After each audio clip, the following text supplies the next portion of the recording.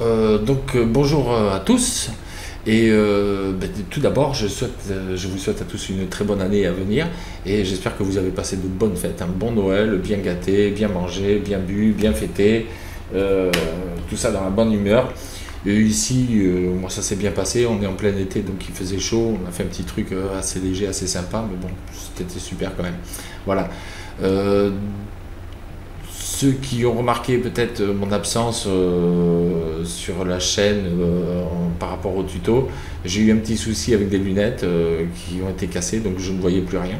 Enfin, je voyais plus rien. Disons que je voyais, mais je voyais très mal, j'avais du mal, les yeux se fatiguaient assez vite, donc je limitais un peu les heures d'exposition à mon écran d'ordinateur. Je passais, je revenais, je repassais, je revenais, parce que je ne pouvais pas faire autrement. Et donc c'était assez difficile de faire un tuto dans ces conditions. J'ai préféré remettre un peu les choses à quand je serai mieux équipé. Et donc c'est chose faite, j'ai mes nouvelles lunettes, je suis content. Maintenant je vois clair, et donc on va pouvoir faire un tuto. Alors pour ce tuto, c'est un tuto qui est en fait réponse, surtout complément en fait à un autre tuto qui traite de l'intégration 3D. Euh, Hendrix sur Graph for Graph nous fait partager un tutoriel qui est de YouTube, qui est en fait qu'on va aller voir de suite. Et donc je lui exposais un peu mon point de vue sur ce tutoriel parce qu'il y a beaucoup de choses qui ne vont pas. Donc je lui disais voilà, je me souviens que je trouvais sa méthode pas pro, et tout contrairement à ce que laisse supposer le titre, je vais revisiter un peu, revisionner et puis vous expliquer pourquoi. Donc après j'ai expliqué tout ça. Donc il me demande gentiment d'être plus clair là-dessus, donc c'est ce que je vais essayer de faire au cours de ce tuto. Alors déjà on va rendre à César ce qui est à César, on va déjà voir le tuto sur la chaîne sur laquelle il était. Je vais fermer ici Graphograph. Là c'est donc la chaîne à Hendrix qui diffusait le tuto de cette personne là, mais on le retrouve ici. Donc en fait on va aller fermer ça aussi. Et là voilà, c'était son tuto. Je tiens pas à comparer ni rien, mais disons que déjà à l'époque c'est un tuto qui commence à dater. Attendez, là il y a un petit souci, c'est un tuto qui commence à dater un peu, mais disons qu'à l'époque vous voyez par exemple il y en a un, bon, c'est un peu racolage quoi, mais venez voir sur ma chaîne, je fais un tuto complet, les ciels HDR et tout machin, et puis lui bon bah il faut voir. Ouais, il faut savoir faire la différence après, j'ai trouvé qu'il se la pétait un peu quand même malgré tout, c'est tout gentiment dit, hein. Mais déjà à l'époque, il y a un an de ça, je lui mettais quand même que j'abordais juste l'aspect ambiante occlusion, et lui disais quand même que bah, le côté professionnel, peut-être qu'il devrait revoir le titre, quoi. Voilà, je lui soumettais un peu mon point de vue gentiment déjà à l'époque, mais puisque le sujet revient là par rapport au forum, je n'ai absolument rien contre cette personne. J'espère qu'il a continué de progresser et qu'il fait progresser ses abonnés. Ça se trouve, des abonnés de sa chaîne sont aussi abonnés à la mienne, ou ça se trouve lui-même est abonné à une de mes chaînes. C'est peut-être possible, je n'ai absolument rien contre, on peut faire des erreurs. Le tout, je pense, c'est d'éviter d'induire les gens en erreur, et puis surtout de penser qu'on détient la science infuse comme il le fait là. Mais bon, ça c'est encore un autre débat. Alors, pour ce tuto, on va avoir besoin, moi en fait, ce que j'ai fait, c'est que je suis inscrit là-dessus. Donc, vous pouvez, si vous voulez, noter l'adresse internet. C'est par rapport à Toolfarm. Il y a pas mal de HDRI qui sont assez sympas à télécharger. C'est pas forcément gratuit, là ils sont gratos, c'est parce que je suis inscrit dessus, je sais pas s'ils sont toujours gratuits, c'est une période sur laquelle donc j'en profite un peu pour en prendre quelques-unes, et on va travailler à partir de cette HDRI et faire donc une intégration 3D d'un véhicule que j'ai modélisé par ailleurs là-dedans. Au résultat final, on devrait obtenir quelque chose de ressemblant à ceci. Si je vous montre, voilà, donc on la voit ici, l'intégration 3D. Alors tout est fait sous Cinema 4D, on voit la photo, le pylône, c'est pas un rajout avec Photoshop ni rien, c'est fait tout sur Cinema 4D. On aurait pu faire avec le caméra mapping, mais on évitera parce que c'est un peu trop compliqué, un peu complexe à comprendre, et puis surtout très long. Il y a une méthode beaucoup plus simple pour le faire, et on va voir ça de suite. Donc je vous propose de vous retrouver tout de suite sur Cinema 4D pour voir un peu comment on gère la chose. On va voir deux cas de figure d'intégration, on va en voir un très rapide et puis ensuite on va développer celui-là. Je ne fournirai pas les fichiers pour cause puisque les photos la HDRI sont gratos, mais elles sont gratos dans la mesure où je me suis inscrit. Essayez d'aller voir vous si elles sont toujours disponibles gratuitement simplement en vous inscrivant. Le modèle, c'est un modèle de voiture que je suis moi-même en train de faire, qui n'est pas fini. Je l'ai pris juste pour les besoins du tuto. Vous voyez, c'est encore en projet. Donc, je ne pourrais pas fournir les éléments. Je suis désolé. Mais dans l'ensemble, ce qu'il faudra retenir, c'est la démarche. Après, si vous comprenez bien la démarche, il n'y aura aucun souci. Vous pourrez le faire avec tout. Voilà, on se retrouve tout de suite sur Cinema 4D. Bien, donc nous voilà sous Cinema 4D, voilà comment se présente un peu le sujet. Là, je l'ai laissé ouvert, mais on va repartir sur une scène vierge. Mais comme ça, je peux en profiter pour vous expliquer. Il y a une lumière qu'on voit au-dessus, qui est placée légèrement au-dessus pour qu'elle projette une ombre au sol du véhicule, sachant qu'ici, normalement, il y a un néon, mais il est grillé et que la voiture est plus éclairée par ce néon-là. Et puis éventuellement celui qui a sur les places à côté, etc. Donc là, j'avais pas trop le choix. Si ce néon-là avait été éclairé, j'aurais mis une lampe de surface en placée ici, puis une autre placée à cet endroit-là, pour vraiment reproduire absolument la chose. Là, c'était assez rapidement. On a vu sur l'intégration, là, si on fait un rendu rapide, bah d'ailleurs, tiens, il est là. Alors, on va pas s'enquiquiner. On va fermer ça, s'il veut bien. Voilà, oui. On va aller chercher donc notre visualiseur qui est là, visualiseur, voilà, et puis on va aller voir cette photo là. Donc on voit ici, en fait le but de la lumière qui est au-dessus, c'est d'avoir l'ombre au-dessous du véhicule, un peu comme là, hein. Et puis les reflets qu'il y a ici sont des reflets supposés des autres néons. Ici, ce reflet là, il n'est pas dû au phare, hein, il est vraiment dû à l'éclairage d'ici. Donc voilà. C'est ce qu'on va essayer d'obtenir comme type d'intégration. On va voir deux cas de figure. On va voir un premier cas de figure simple, comme expliqué sur le tuto dont je donnais l'exemple sur YouTube. Et puis ensuite, on va revenir dessus. Donc j'explique assez vite fait. Il y a la lumière, le ciel qui est fait ici avec un tag de rendu qui sert juste pour avoir les réflexions du garage, puisqu'au départ c'est une image HDRI. Ensuite, le plan qui est le sol avec une image dessus. Donc, il a fallu que je sorte avant un rendu de l'image HDRI dans l'angle qui m'intéressait. Et ensuite, cette image-là, je l'ai récupérée pour la mettre sur l'arrière-plan. Donc, ici, là, elle n'est plus en HDRI. Hein. C'est une image en arrière-plan. Et l'HDRI ne sert effectivement que pour les réflexions. Éventuellement, si je me servais de l'illumination globale, j'aurais fait un deuxième ciel. On fait un flou dessus sur le HDRI parce que ça marche mieux pour l'illumination globale. J'aurais mis dans le tag de rendu ici, j'aurais décoché ombre portée, ombre reçue, ombre propre, visibilité caméra, suivi de rayon. J'aurais laissé que la visibilité IG et ensuite c'est tout quoi, voilà. Et donc il m'aurait servi pour le global, l'illumination globale. Voilà. Donc on va partir sur une scène simple au début. Tout au départ, je regarde si j'en ai pas une autre ouverte là ici, voilà tout simplement. Voilà, ça c'est le buggy donc que j'ai récupéré pour pouvoir, on va vider ça. On va fermer cette scène là. Non, ok.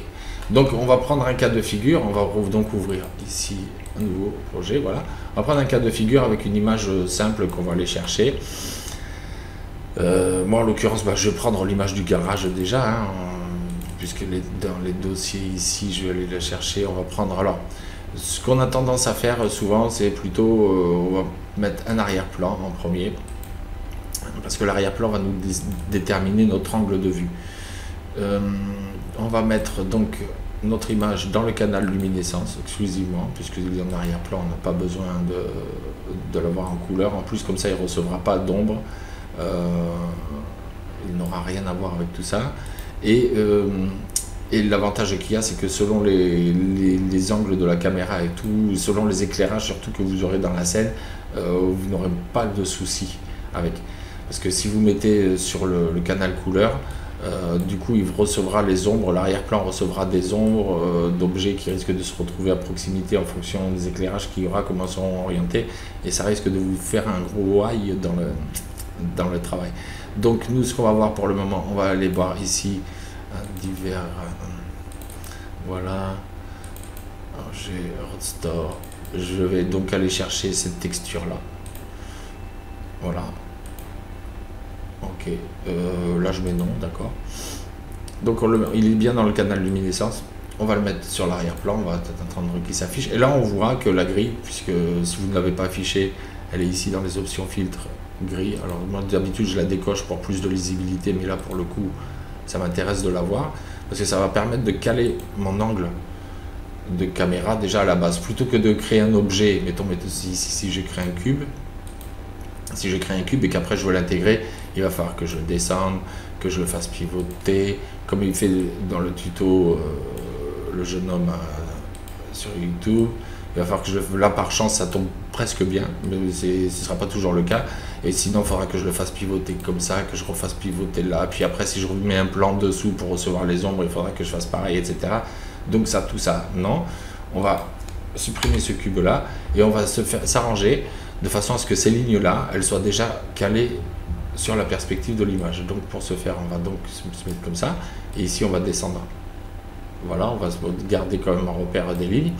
On va caler par exemple la ligne ici là sur le bord de la colonne et qu'elle suive un peu. Donc on voit que c'est pas tout à fait ça. On va caler ici, on va se recaler un peu comme ça ici. Donc maintenant il faut redécoller un peu par ici. Voilà la ligne d'horizon à peu près à la hauteur des yeux humains. Donc par rapport à un véhicule, on va dire que bon, moi je suis grand, mais on va dire à peu près par là. Et voilà, et après on va se servir un peu des repères qu'on peut avoir pour avoir les lignes. Donc ensuite vous pouvez effectivement descendre si vous voulez, mais maintenant l'avantage qu'il y a, c'est que si vous intégrez ici un cube,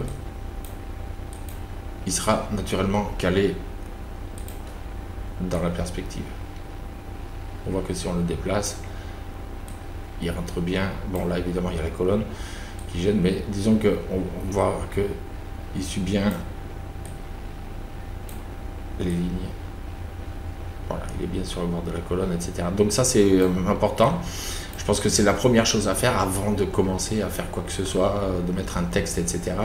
Autant le faire comme ça. Alors là justement, si je voulais mettre un cube ou un texte ou un objet comme il le fait, si je voulais pas m'enquiquiner, on va faire abstraction du fait qu'il y ait une colonne ici, parce que ça on va le voir après pour l'intégration faite autrement. On va dire maintenant, bon, ce cube là, il est placé ici. On va lui mettre un plan au-dessous.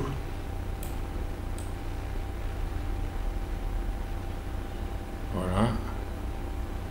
Le cube, remarque le cube, je peux aussi bien, si on veut par là, le mettre ici. Le plan, faire pareil. Voilà, comme ça c'est fait. Et ensuite, on pourra descendre notre point de vue si on veut, ou descendre les deux en fonction des besoins. C'est pas un souci après. C'est dès le moment que l'axe est calé, ce qu'il y a de mieux à faire dans ce cas-là pour éviter d'avoir des problèmes, c'est de créer une caméra de suite et d'y mettre ici une protection au verrouillage qui va verrouiller toutes les positions, ce qui fait que maintenant si je me mets en vue caméra, que je clique ici et que j'essaie de bouger, il n'y a rien qui bouge. Voilà, que là par contre si je veux bouger et si je veux revenir, si j'ai besoin pour modéliser ou quoi je peux, et si je veux revenir sur ma vue, je suis de nouveau calé. Donc là on va dire ce plan là et comme ça par exemple, hein. Voilà, on va lui mettre donc ici la même texture, mais ce coup-ci on fait une copie de la texture parce que celle-ci est sur le canal luminescent, et si je le laisse sur canal luminescent, ce qui va se passer c'est que mon plan il n'aura pas d'ombre, il ne va pas recevoir les ombres parce que le canal luminescent empêche la création des ombres. Donc on va le copier, et celui-là on va faire ici dans le canal luminescent, copier le canal, on va le mettre dans le canal couleur, coller le canal. Voilà, et on va désactiver le luminescent. On va mettre cette texture là sur le plan. Alors évidemment elle se présente comme ça.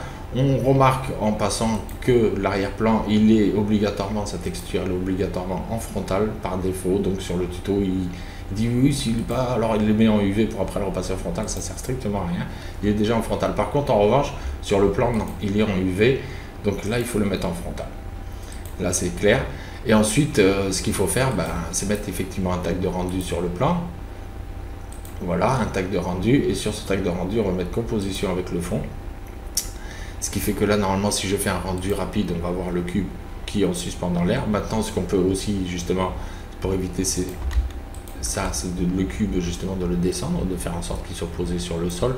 Donc on va être obligé de le reculer un peu par là par exemple pour qu'on puisse le voir. Voilà, il va être posé sur le sol. Et là, vu les lumières, on va mettre une lumière, je vais mettre une omni, on va passer sur le kikini, on va mettre une omni à peu près située par là. Alors le mieux, peut-être, c'est de se placer sur la vue du dessus pour que ce soit à peu près pareil. On considère que ça, c'est juste derrière la colonne, enfin juste derrière, un peu décalé, mais que la lumière est donc par ici. Alors, on se réfère à la lumière qui se retrouverait un peu sur la partie arrière du cube et suffisamment éloignée ici pour se retrouver à peu près à hauteur de l'autre véhicule. Voilà par exemple. Et donc ici, on peut aussi la monter en sachant que du coup on risque d'avoir un petit souci quand même, c'est que elle sera pas assez forte. On suppose qu'il y en a une autre qui est de l'autre côté par ici. On suppose qu'il y en a, on va contrôler et puis faire un clic. On suppose qu'il y en a deux autres par ici, voilà. Et on va toutes les quatre leur mettre des ombres adaptatives. Ça risque d'être un peu long sur les rendus, sur les temps de rendu. Pour le véhicule, on fera pas comme ça, on mettra une lumière de surface, mais c'est juste pour vous montrer. On va cliquer sur les quatre et on va mettre ici en ombre, c'est sûr que ça va gonfler un peu les temps de rendu, en ombre adaptative parce qu'effectivement il y a des ombres qui viennent de partout. Et on va juste baisser un peu, non d'ailleurs on va pas baisser, on va laisser comme ça déjà dans un premier temps pour voir ce que ça donne. Et on va faire un petit rendu rapide pour voir comment l'intégration se passe. Et là on voit que notre cube est bien intégré. Alors évidemment l'ombre elle passe un peu ici. Alors veillez quand même justement à ce que le plan il soit suffisamment large. Là normalement il faudrait pas que ça passe derrière, il faudrait que ça passe derrière la colonne. Veillez à ce que le plan soit assez large. Effectivement là on a des ombres, on a une ombre qui part d'un côté, une ombre qui part de l'autre, une ombre par ici, c'est logique puisqu'il y en a 4 points lumineux et donc en fait les ombres on voit que c'est pas tout à fait bien intégré, mais c'est réaliste quand même, on va dire. Bon, mis à part que là effectivement elle passe par dessus l'image. Alors ce qu'on va faire maintenant, on va procéder de la façon suivante. On va donc faire quelque chose de très simple. On va continuer plutôt sur cette formule-là. On voit la manière simple. Alors, quel que ce soit un texte ou quoi. Alors, si vous avez ce problème-là, justement, que vous avez le cube, que vous voulez faire passer, le cube, on va le grossir un peu comme ça, on va dire. On va le grandir un peu comme ça. Ah, oui, attends pas moi. Je vais retirer le plan enfant, parce que sinon, si je monte le cube, il va... Voilà. Alors, le cube, hein, si vous voulez qui passe derrière la colonne, par exemple, comme la voiture tout à l'heure. Alors là, on va remettre le plan ici, comme ça. On va... On va retirer tout ça par ici. Voilà, donc en fait, on aurait le cube qui passe derrière la colonne, qui est suffisamment descendu pour qu'on ait la sensation qu'il soit posé au sol. Voilà. Et donc l'intérêt maintenant, c'est effectivement de pouvoir... faire en sorte que ce qui passe derrière la colonne, ces lumières-là, on va les supprimer. Ben, on va rester sur cette formule-là plutôt que de recommencer une autre scène. On va rester sur cette formule-là. On suppose que ça, c'est la voiture. On va rester là-dessus. Alors, juste une petite chose. Effectivement, à ce moment-là, ce que j'ai fait avant, on va tout ça, mettre ça dans un neutre. On va mettre tout ça dans un neutre en premier parce que ce qui s'est passé avant, il faut que je vous montre comment j'ai sorti cette image là quand même, c'est aussi bien quoi. Donc on va mettre, on va grouper tout ça dans un neutre, s'il veut bien. Voilà, on va tout désactiver ici à la vue et au rendu. On va créer ici un ciel sur lequel on va venir mettre mon image HDRI, donc dans le canal luminescence, en enlevant le spéculaire toujours, luminescence, on va aller chercher mon image HDRI qui est donc celle-ci, voilà, non, elle est un peu longue à charger,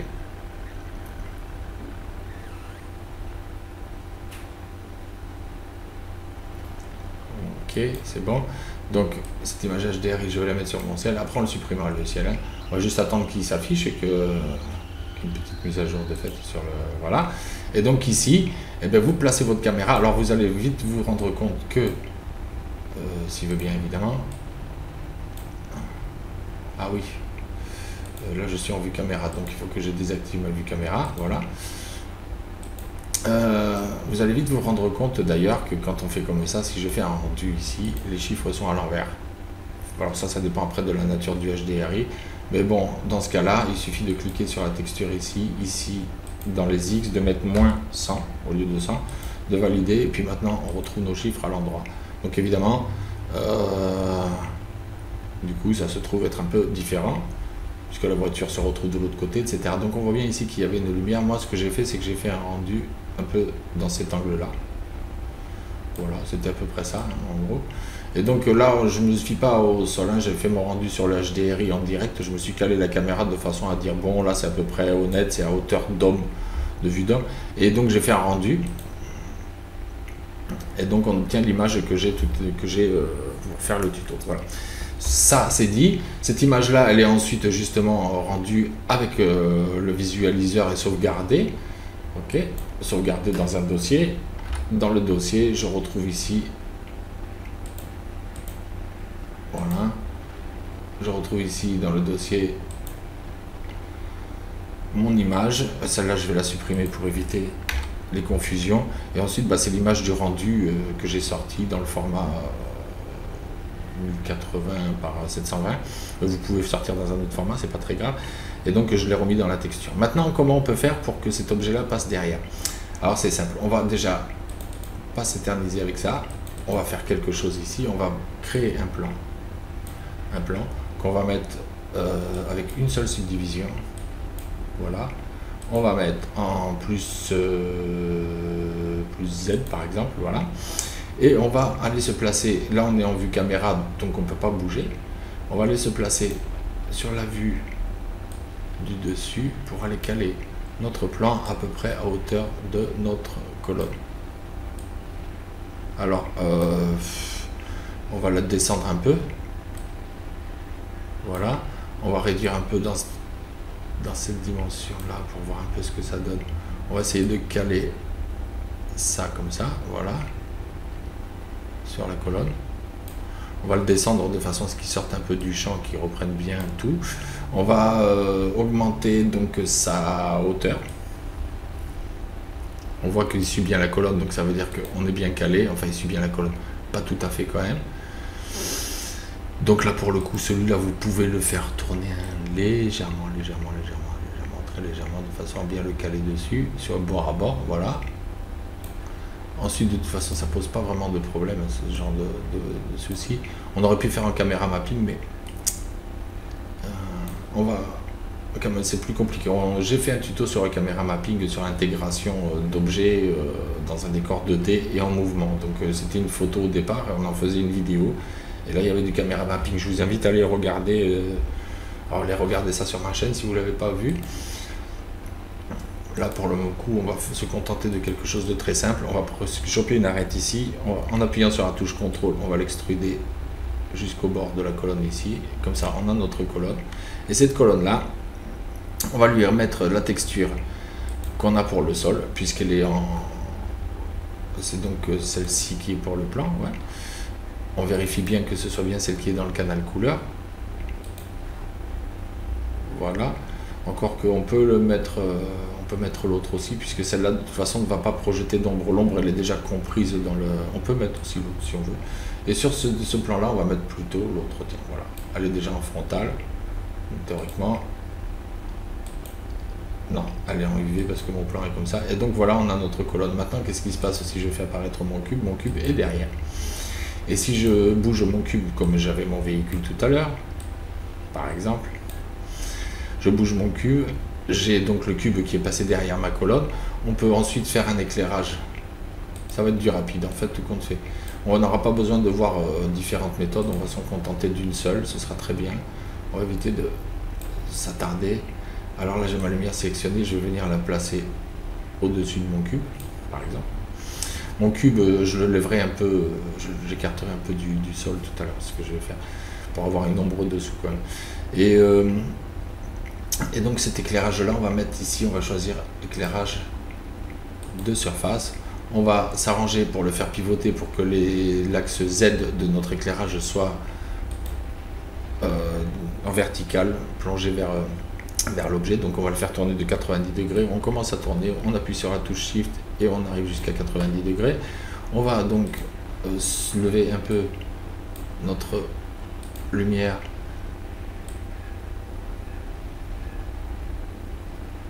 Voilà, de façon à la coller à peu près à hauteur du plafond, hein, en gros. Hein. Voilà. Alors ce qui va se passer, c'est que du coup, notre lumière va éclairer tout notre plan et tout notre objet. Là, on aura quelque chose qui va être un peu... Voilà. Et donc qui est assez sombre quand même. Moi, malgré tout, ce que je vais faire, c'est que je vais élargir un peu cette lumière de surface. Je vais l'élargir ici. Elle est bien placée, mais effectivement, il faut quand même que je pense à la faire un peu plus large que l'objet, de façon à ce qu'elle éclaire aussi un peu ses côtés. Fasse comme ça. Voilà. L'objet, le cube, je vais le désolidariser un peu du plan là, parce que je vais le bouger un peu. Je vais juste le surélever un tout petit peu pour qu'on voit l'ombre dessous. On va faire en sorte qu'il ne touche pas tout à fait le sol, comme si c'était la carrosserie d'une voiture. Alors on admet qu'il y a les roues qui sont dessous. Hein. Voilà. Et là, dans la lumière, pour éviter tous les soucis éventuels, on va juste mettre en fait qu'elle diffuse une ombre. Alors en ombre, on va mettre adaptative parce que c'est dommage d'avoir une lumière adaptative et que les ombres ne le soient pas. Mais vous pouvez aussi ombre diffuse au cas où, si vous voulez raccourcir un peu vos temps de rendu. Voilà. Moi, j'aime bien laisser un peu tomber sur quelque chose d'un tout petit peu plus clair et être ici aux alentours d'entre 96 98 dans ces eaux-là, parce que 100% c'est quand même assez exceptionnel, les ombres toutes noires. Même si la cache transparence est cochée, hein, c'est quand même assez... Et là, on va voir ce que ça fait. Et là, on va voir que du coup, ça nous projette notre ombre comme ça, que la lumière est bien par le dessus, qu'ici, on remarque effectivement, on ne voit pas les détails, on voit la bâche par transparence parce qu'elle est éclairée par le pare-brise, mais on ne voit pas les détails parce que c'est sombre, les lumières arrivent bien par le dessus. On a une intégration qui est plus ou moins réussie et derrière la colonne. Alors, évidemment, maintenant, si vous voulez que votre cube, il accroche un peu plus la lumière, vous pouvez mettre des petits biseaux. Vous pouvez éventuellement, si vous voulez feinter, que vous voulez quand même qu'on voit par ici, mettre une petite lumière d'appoint, éventuellement, que vous allez mettre ici, mais justement qu'il va falloir baisser un peu. Donc il va falloir baisser un peu sa valeur. On va la placer un peu mieux, pourquoi pas ici, remarquez, elle est très bien, elle éclaire pas mal comme ça. Mais juste, il faudra baisser sa valeur, de façon à ce qu'elle débouche juste légèrement les ombres. Voilà, par exemple. Voilà, et celle-ci ne projette pas d'ombre. Et éventuellement, vous la mettez d'une teinte un peu, pas tout à fait blanche, puisque le béton, tout ça est gris, ce sera ce qui remplacera un peu l'illumination globale, c'est-à-dire la lumière les photons qui tapent sur les murs, sur le béton et qui reviennent. Donc du coup, elle s'est teintée un peu du gris. Donc vous la mettez légèrement grise, de façon à simuler l'illumination globale. C'est une technique toute simple. Voilà. Alors maintenant, si sur votre matériau de cube vous avez si sur votre cube vous avez un matériau que vous voulez justement pouvoir récupérer, si je mets un matériau, on va dire, on va prendre une couleur rouge comme c'était, encore que noir ce serait encore le mieux peut-être. On va prendre une couleur assez foncée. Si vous voulez mettre des réflexions sur votre cube, alors évidemment, on va réduire un peu les réflexions, mais même de toute façon pour vous montrer quelque chose, là en fait, qu'est-ce qui va se passer? Il ne reflète rien du tout. À la limite, il peut refléter peut-être l'image du plan qui est ici, que je vois d'ailleurs, qui est un peu coupé. J'aimerais bien l'avoir en tant qu'objet. Ouais, effectivement, on va l'agrandir un peu comme ça, voilà, déplacer, de façon à ce que l'ombre elle soit bien sympa. Alors, où vous allez avoir cette ombre-là qui est quand même relativement grande. Hein. Ici, on va donc créer un ciel. Celui-ci, pas celui-ci, hein, le ciel juste pour... on va le mettre ici, c'est pas grave. On va lui mettre cette texture-là dessus. Voilà. C'est quand même assez violent. Moi, comme j'ai le HDRI, je ferais peut-être aussi bien d'aller chercher mon HDRI.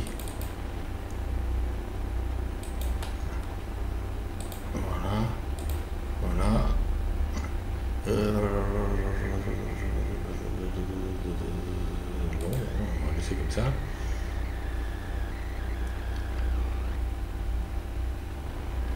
Voilà, ok. Là, on va le mettre donc sur notre ciel. Notre ciel ici, on va y mettre un tag de rendu. Voilà. on va le rendre invisible à la caméra parce que sinon ça va pas le faire. Donc on va mettre visibilité caméra, on décoche, d'accord. Et visibilité suivi de rayon et dans l'IG, oui, si je me sers de l'IG, ombre portée, etc. Ça c'est pas la peine, mais bon, voilà. Si l'intégration, en fait, retenez que si vous voulez intégrer dans une scène, rien ne vous empêche de modéliser une partie de la scène plutôt que de faire un cache et de faire après un montage photo, etc. Autant le faire, vous pouvez aussi le faire directement comme ça. Il y a une technique qui consiste à faire du caméra mapping qui est très bonne parce qu'elle permet justement ensuite de pouvoir bouger la caméra et de profiter du parallaxe, c'est-à-dire que bah, du coup on verra plus le cube en fonction de si la caméra le pivote. Mais là, il faudrait se servir d'autres techniques qui sont un peu plus longues à expliquer. Et puis il faut avant préparer toute notre image, par contre là pour le coup sur Photoshop, pour pouvoir recréer les parties qui là sur la photo sont cachées. Par exemple la partie de cette voiture là qui est cachée par la colonne, si on annule la colonne et puis qu'on veut créer un mouvement, fatalement il faut qu'on puisse voir le reste de la voiture, donc il faut recréer sur Photoshop les formes, etc. Et donc c'est un peu plus long, un peu plus compliqué. Des fois c'est carrément un travail de barbare. Là c'est dans le cas d'un véhicule comme ça risque d'être très difficile. Voilà. Bon, j'espère que le tuto vous aura été utile. Pour ce qui s'agit d'intégration 3D, bah voilà. Ensuite, les reflets, c'est toujours pareil. Est-ce bien utile d'en mettre à chaque fois, utiliser le relief, machin? Moi, je sais pas si... On va lui mettre une couleur, tiens, en matériau, on va lui mettre une couleur un peu jaunie comme ça, voilà, par exemple. Hop, on va faire un ref comme s'il était doré. Environnement, voilà. Voilà, puis on va voir ce que ça donne comme ça. Mais je crois effectivement, je sais pourquoi. C'est simplement parce que je n'ai pas attribué mon matériau à mon objet. On voit tout de suite que là par contre, ouais. Donc on va lui...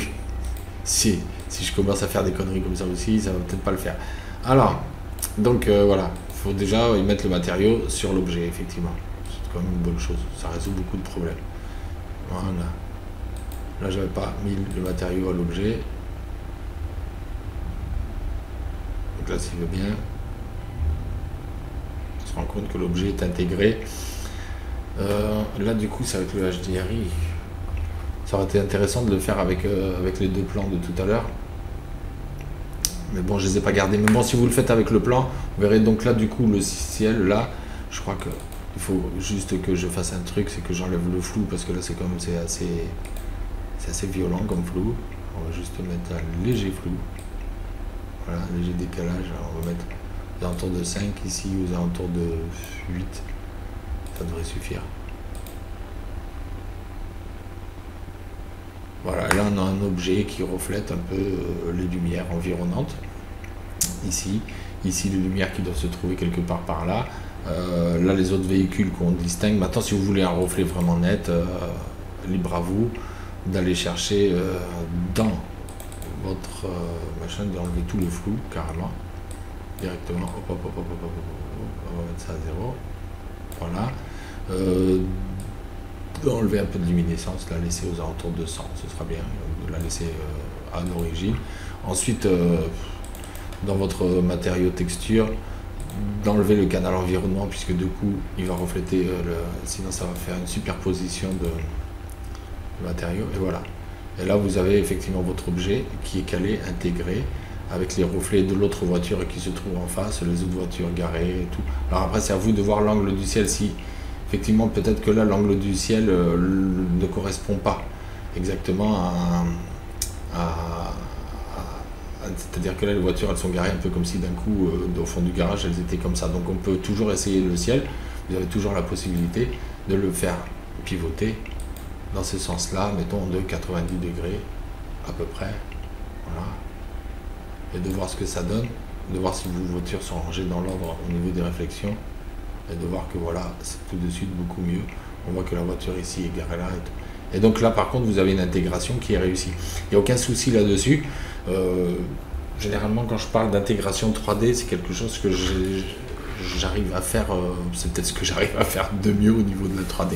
Donc, voilà, j'espère que ce tuto vous aura été utile, qu'il vous aura dégrossi pas mal de techniques, puis appris la petite astuce de modéliser carrément dessus hein, pour créer un autre cube qui va servir de cache. ça permet de vraiment faire un truc qui soit vraiment bien intégré. Après, rien ne vous empêche justement de compliquer. Là, on a pris une forme simple avec une colonne. Quand c'est des formes un peu plus compliquées, ça peut être intéressant justement de modéliser. Des fois, on s'enquiquine un peu, puis après, on est content du résultat. Voilà, j'espère que ce tuto vous aura plu. Bonne semaine, je reviens très prochainement pour finir la série de tutos sur After Effects où il sera question d'animation de calque de forme et d'une simulation d'écriture d'ordinateur, mais un peu genre Minitel, choses comme ça, ce qu'on voit des fois dans les séries télévisées, l'inscription qui est au bas de l'écran avec le petit curseur qui clignote. On fera ça, ça peut être un effet sympa à intégrer sur des vidéos. Allez, à bientôt, merci de m'avoir suivi jusque là.